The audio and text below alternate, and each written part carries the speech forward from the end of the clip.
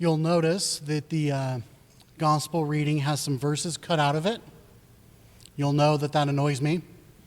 Those verses are, the disciples didn't understand, and they asked Jesus to tell them what the parable meant, because they're not going to do the intellectual work of figuring out the parable.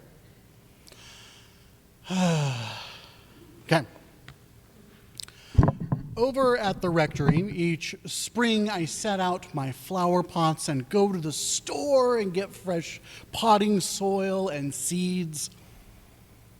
I get seeds because they're cheaper, generally, and given how much the squirrels at the rectory love to torment me by bringing compost materials and leaving them in my yard, after they've already digged through all my flower pots for funsies, at least I won't be out as much money that I would be if I had put in fully grown plants.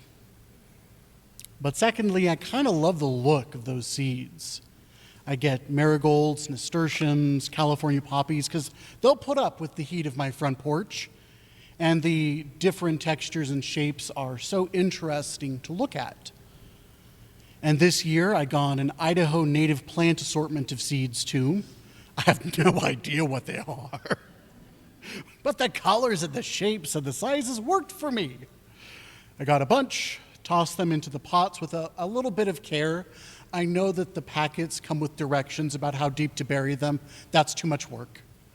And then I put a little soil on top of it, try to remember to water them occasionally, and then continue to curse the squirrels for digging in every single one of my flower pots, making them all look lopsided and weird, once the seeds that were left actually had a chance to grow. There was not much I could do once those seeds were planted. I couldn't turn over the soil and put more seeds down to replace what the squirrels had destroyed, because that would run the risk of destroying the seeds that had survived, and I felt they deserved to at least have a chance. And I didn't want to overcrowd the flower pots either. All I could do, all I continue to be able to do, is shake my fist at the squirrels as they mock me from the tree after they've made their mess. And all I could do was wait and watch. Wait and watch for traces of little sprouts, and hoping that it was what I had sown there instead of a weed or a tree. Some of them I can tell because I've grown them a few times, but others, like these native Idaho seeds, pure hope. Wait and watch and occasionally water, but not water too much, but a little more because of the direct heat and sun, but not too much. There is so much outside my control each spring and summer as I start my little flower garden on my porch. I choose and then I wait on what is outside my control. Will we get a storm that floods the flower pots with rain as it runs off the roof? Will the squirrels continue their swath of destruction of everything I hold dear? Will I go a few too many days without watering? And fundamentally, were the seeds viable? Or were the seeds just not going to grow no matter what I did? This gospel parable in time past felt very clear-cut to me because it came with that little explanation. The seed is this, the different kinds of soil are this, the end. Figure out what kind of soil you are, try to be good soil, and bear an abundant harvest. But as we understand parables, we're meant to look at them from a variety of angles and bring our life experiences to them to understand them more deeply. So, based on the fun of my seed planting adventures, I see some new things. I think of how the sower sows these seeds and has so little control over them. The seeds get cast, and some find receptive soil, some find less than good soil. The sower can irrigate, but has to protect the seeds from flooding. But a rainstorm can come and flood it anyway. A persistent bird or a squirrel can interfere with the seeds. Weeds can blow in on a breeze or a windstorm. A rival could even intentionally sow weeds into this field, but that's a different parable. If the sower is a metaphor for a preacher or a teacher, then there is so much outside the preacher's control. Once the words have been spoken, it's up to the ears and hearts they land in to do the next thing. I get up here week after week after reading, studying, discerning, and I'm scattering seeds in the sermon. I'm scattering seeds in little office conversations or committee meetings, or in the brief little time that I get to chat with people in the line after church or at coffee hour. The hope is that the seeds land in good soil, that has been prepared through prayer and reflection, and that the seeds are worth anything. But sometimes that's not the case. Sometimes, even though I try to choose my words very carefully, what gets heard is not what I meant. That might be because I made a wrong word choice. What a surprise. That might be because I said something that triggered a memory or an emotion buried deep in pain. That might be because in our day and age, even the most thoughtful word can have social or political connotations that mean we no longer want to listen to what is said. As a pastor and priest, I want to match the seed to the soil with surgical precision and insight. While some have the ability to preach or speak off the cuff, even the hardest thing with incredible confidence, that ain't me. I always want to know what the soil is like. Is it in a good place right now? Or is there a lot of pain and sorrow going on? Is the soil receptive, or is the soil full of other things? Will this seed and soil nourish one another, or am I just making it worse? A good part of that comes from me. Yes, I want to be precise and do good and not do harm, but there's some fear there, isn't there?